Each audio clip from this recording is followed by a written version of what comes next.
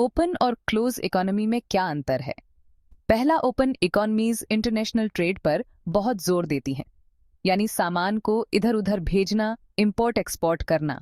जैसे America, India, China, ये देश बाहर से इन्वेस्टमेंट और पैसा आने देते हैं ताकि हमें ढेरों तरह के सामान, सर्विसेज और टेक्नोलॉजीज मिल सकें।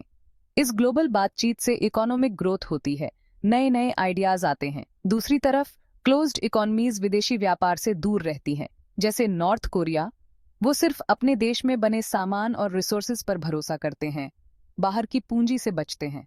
इससे ग्रोथ थोड़ी कम हो सकती है, लेकिन खुद पर निर्भरता बढ़ती है और ग्लोबल उतार चढ़ाव से थोड़ा बचाव होता है।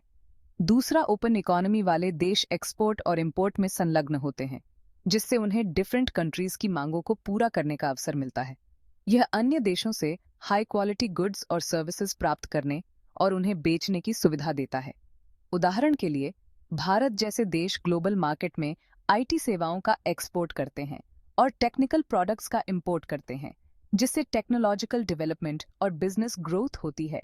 क्लोज्ड इकोनॉमी केवल अपने देश के रिसोर्सेज, लेबर एंड कैपिटल पर निर्भर होती है। चूंकि फॉरेन इन्वेस्टमेंट और टेक्निकल नॉलेज का कोई प्रवाह नहीं होता, देश के विकास की गति सीमित होती है। यह विकास उस सीमा तक ही होता है जहां तक देश के पास अपने रिसोर्सेज होते हैं। उदाहरण के लिए, उत्तर कोरिया जैसे देशों में बाहरी व्यापार न होने के कारण टेक्नोलॉजिकल डेवलपमेंट की गति धीमी है।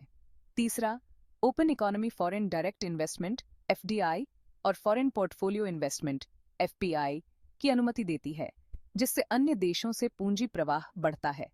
इससे नए उद्योगों की स्थापना होती है, जनरेट एम्प्लॉयमेंट अपॉर्चुनिटीज और टेक्निकल नॉलेज का आदान प्रदान होता है। उदाहरण के लिए, भारत में आईटी और मैन्युफैक्चरिंग सेक्टर में फॉरेन इन्वेस्टमेंट ने इसे एक तेजी से बूमिंग इकोनॉमी बना दिया है। क्लोज्ड इकोनॉमी के तहत देश को अपने नागरिकों की सभी आवश्यकताओं को domestically produced goods and services के जरिए पूरा करना पड़ता है।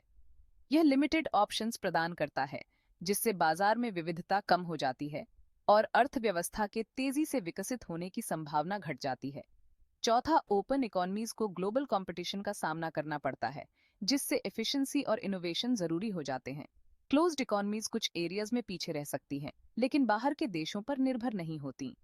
तो संक्षेप में, ओपन इकोनॉमीज ग्लोबल लेवल पर काम करती है, जबकि क्लोज्ड इकोनॉमीज अपने देश पर फोकस करती है। अगर आपको वीडियो पसंद आए तो सब्सक्राइब, लाइक, शेयर जरूर करें।